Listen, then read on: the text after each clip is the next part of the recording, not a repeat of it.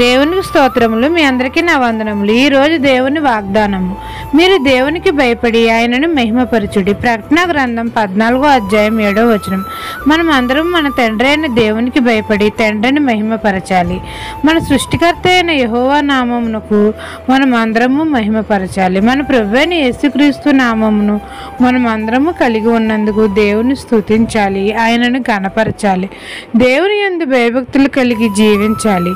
ఆయన మనకి ఇచ్చిన ఉచిత రక్షణను బట్టి మనం ఆయనను స్తుతించాలి, ఘనపరచాలి.